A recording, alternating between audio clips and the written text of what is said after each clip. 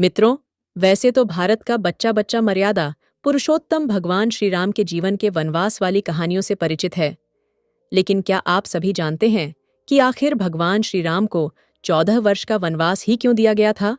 मित्रों, जिस तरह कहा जाता है, किसी भी घटना या कार्य के पीछे कोई न कोई कारण जरूर होता है, वैसे ही भगवान श्री राम के लिए माता कैकेयी ने 14 वर्ष का ही वनवास क्यों मांगा? वह 13 या 15 किसी अन्य वर्ष का वनवास क्यों नहीं मांगा? इसके पीछे कई कारण बताए जाते हैं। एक प्रचलित कथा के अनुसार ये माना जाता है कि बचपन में एक बार भगवान श्री राम माता कैकेयी के साथ खेल रहे थे। खेलते खेलते भगवान राम ने माता कैकेयी की आंखों को अपने दोनों हाथों से बंद कर दिया और उनसे कहने लगे, माँ, अगर मैं आपसे एक वरदान मांगूं तो क्या आप वो वरदान मुझे देगी? माता कैकेयी बोली, हे पुत्र, तुम्हें जो मांगना है मांगो। तुम मुझे अत्यधिक प्रिय हो, मैं तुम्हें कैसे माना कर सकती हूं? भगवान श्री राम ने कहा, ऐसा नहीं माँ, पहले आप मुझे वचन दीजिए कि आप माना नहीं करेंगी, मैं तभी आपकी आंखों से हाथ हटाऊंगा। माता कैकेयी ने हाँ में सिर हिलाते हुए कहा, जो भी मांगना है बेझिझक होके मांगो राम प्रभु। श्री राम ने कहा कि माथे बड़े होकर जब मेरा राज्य तिलक होगा तो आप उससे पहले ही पिताश्री से मेरे लिए 14 वर्ष का वनवास मांग लेना और अयोध्या का सिंहासन भरत को दे देना। इस पर माता कैकेयी आश्चर्यचकित होकर बोली, ये क्या कह रहे हो राम? क्यों मुझसे इतना बड़ा पाप करने के लिए कह रहे हो? इस पर प्रभु श्री राम ने माता कैकेयी को समझाया और कहा, माँ, मैंने पृथ्वी पर अपने भक्तों का उद्धार करने के लिए अवतार लिया है। अगर मैं राज्य के चक्कर में फंस कर रह गया तो जिन राक्षसों का विनाश मुझे करना है वो सब जीवित रह जाएंगे और मेरे जो भक्त दर्शन की आस लगाए बैठे हैं उनकी तपस्या अधूरी रह जाएगी। तो मित्रों, इसीलिए जब महान राम बड़े हुए तो माता कैकेयी ने उनके लिए राजा दशरथ से 14 वर्ष का वनवास मांगा। लेकिन वनवास से संबंधित और भी कहानियां हैं जो प्रचलन में है। कुछ लोगों का मानना है कि भगवान श्री राम ने माता कैकेयी से 14 वर्ष का वनवास इसीलिए मांगने को कहा था क्योंकि जिस दिन वनवास मांगा जाना था उसे दिन से रावण के जीवन के मात्रा 14 वर्ष ही बचे हुए थे। इसके अलावा इसके बारे में एक अन्य कथा के अनुसार एक बार राजा दशरथ अपनी पत्नी कैकेयी के साथ भ्रमण कर रहे। भ्रमण के दौरान उनके सामने बाली आ गए। बाली ने राजा दशरथ को चुनौती देते हुए कहा कि हे दशरथ, या तो मेरे साथ युद्ध करो या फिर अपना राजमुकुट मुझे सौंप दो। राजा दशरथ बाली से युद्ध करने में असमर्थ थे तो उन्होंने अपना राजमुकुट बाली को देना ही उचित समझा। ये अपमान माता मुकुट से सहन नहीं हुआ और उन्होंने आगे चलकर श्री राम से अपना राजमुकुट वापस लेने के लिए कहा और उनके लिए भगवान दशरथ से 14 वर्ष का वनवास मांगा। इसीलिए भगवान श्री राम जब वनवास को गए तो उसे दौरान उन्होंने अहंकारी बाली का वध किया। हालांकि कुछ लोगों का ये भी मानना है कि श्री विष्णु के अवतार भगवान श्री राम के हाथों रावण का वध हो सके, इसीलिए देवताओं ने पदयंत्र किया और माता कैकेयी की मंथरा नामक दासी के माध्यम से कैकेयी की माती भ्रष्ट कर दी। मंथरा ने माता कैकेयी को उनके पुत्र भारत को राजपाट दिलाने और राम के लिए 14 वर्ष का वनवास मांगने के लिए प्रोत्साहित किया। इसीलिए कैकेयी यह सब करती हुई देखी जाती है। इन सब के साथ कुछ यह भी मानते हैं कि त्रेता युग में यह माना जाता था कि यदि कोई व्यक्ति 14 वर्ष तक वनवास में रहे तो वह भविष्य में कभी भी राजा नहीं बन सकता। इसीलिए माता कैकेयी ने 14 वर्ष का वनवासी मांगा।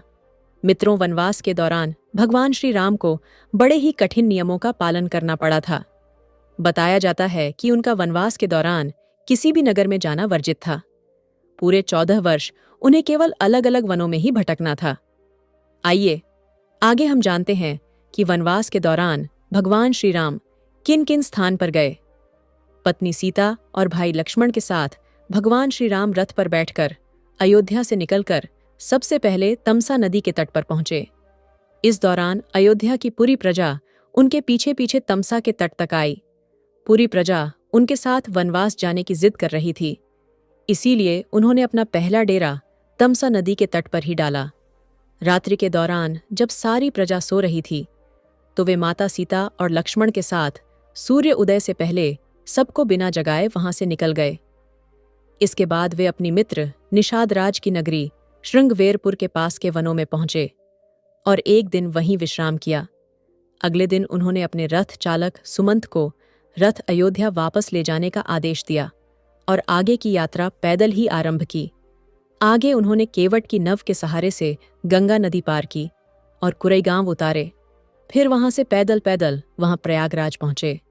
प्रयागराज पहुंचकर उन्होंने त्रिवेणी के दर्शन किए और फिर मुनि भारद्वाज के आश्रम के लिए रवाना हो गए। मुनि भारद्वाज के पास पहुंचकर उन्होंने उनसे रहने के लिए उत्तम स्थान के बारे में पूछा, तो मुनि भारद्वाज ने उन्हें चित्रकूट के बारे में बताया। इसके बाद भगवान श्री राम माता सीता और लक्ष्मण के साथ यमुना नदी को पार कर चित्रकूट पहुंचे। चित्रकूट में उन्होंने महर्षि वाल्मीकि से भेंट की और इसके बाद मंदाकिनी धारा के पास कुटिया बनाकर रहने लगे। इसी जगह भरत अपने मंत्रियों समेत भगवान श्री राम को अयोध्या वापस ले जाने के लिए आए थे, लेकिन भगवान श्री राम ने जाने से माना कर दिया और भरत को पुनः अयोध्या लौट जाने का आदेश दिया। चित्रकूट के बाद भगवान श्री राम ने दंडकारण्य की ओर प्रस्थान किए। यहाँ पहुंचकर उन्होंने आर्षि अत्रि और माता अनुसुईया से भेंट की। आर्षि अत्रि और माता अनुसुईया का आशीर्वाद लेने के बाद वे आगे बढ़े और यहाँ उनका विराट नामक राक्षस से सामना हुआ तथा भगवान राम ने उसका वध किया। प्रभु श्री राम ने अपने वनवास के ज्यादातर वर्ष दंडकारण्य वन में ही व्यतीत की और यहाँ उन्होंने कई राक्षसों का वध किया। दंडकारण्य में ही उनकी भेंट अगस्त्य मुनि से हुई थी, जिन्होंने भगवान श्री राम को गोदावरी नदी के किनारे पंचवटी में अपना अगला पड़ाव बनाने का कहा। पंचवटी में ही उनकी भेंट जटायु के साथ हुई थी। जटायु पंचवटी में भगवान श्री राम की कुटिया के बाहर प्रहरी के रूप में तैनात रहे। इसी जगह पर शूर्पणखा भगवान श्री राम का रूप देखकर उन पर मोहित हो गई थी। बाद में लक्ष्मण ने उसकी नाक काट दी थी। इसी कुटिया से बाद में रावण अपने मामा मारीच की मदद से माता सीता का अपहरण करके ले गया था और अपहरण के दौरान रावण ने प्रहरी के रूप में तैनात जटायु की भी हत्या कर दी थी। जब भगवान श्री राम घायल जटायु से उनके अंतिम समय में मिले तो उन्होंने भगवान श्री राम को बताया कि रावण माता सीता का अपहरण करके उन्हें दक्षिण दिशा की ओर ले गया है। जटायु का अंतिम संस्कार कर श्री राम और लक्ष्मण आगे बढ़े और यहाँ उनके मुलाकात माता शबरी से हुई। यहाँ उन्होंने शबरी के दिए हुए झूठे बेर खाए तथा शबरी ने उन्हें किष्किंधा नरेश बाली के छोटे भाई सुग्रीव का पता बताया। आगे चलकर भगवान श्री राम ऋषि मुख पर्वत पर पहुंचे और यहाँ उनकी भेंट सुग्रीव हनुमान जामवंत आदि से हुई। सुग्रीव से उनकी मित्रता हुई। बदले में सुग्रीव ने यह भी वादा किया सीता को खोज में मदद करेंगे। बाली का वध करने के बाद सुग्रीव को उनका राज्य वापस तिलकर भगवान श्री राम लक्ष्मण के साथ पर्वत पर निवास करने लगे। यह वह 4 महीने तक रुके, क्योंकि वर्षा ऋतु प्रारंभ हो चुकी थी और समुद्र एवं नदियां अपने उफान पर थीं। वर्षा ऋतु के बाद माता सीता की खोज शुरू हुई और समुद्र पार कर हनुमान जी ने उनका पता लगा लिया। वर्तमान में वहां लंका नगरी में है। श्री राम को यह सूचना मिलते ही वह पूरी वानर सेना लेकर रामेश्वरम पहुंच गए। दरअसल यहाँ पर भगवान राम ने शिवलिंग की स्थापना की और कहा कि ये राम के ईश्वर है, इसीलिए इस जगह का नाम बाद में रामेश्वर पड़ गया। ईस के बाद उन्होंने वानर सेना के साथ मिलकर पल का निर्माण किया और इस पल के माध्यम से लंका पहुंचे। लंका पहुंचकर उन्होंने नुवारा पर्वत श्रृंखला पर अपना डेरा डाला और रावण से युद्ध कर अंत में उसका वध किया।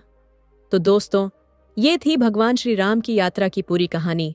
आशा करती हूँ आपको वीडियो पसंद आई होगी। वीडियो अच्छी लगी हो तो लाइक करें, शेयर करें और ऐसे ही और वीडियो को देखने के लिए चैनल को सब्सक्राइब करना ना भूलें। धन्यवाद।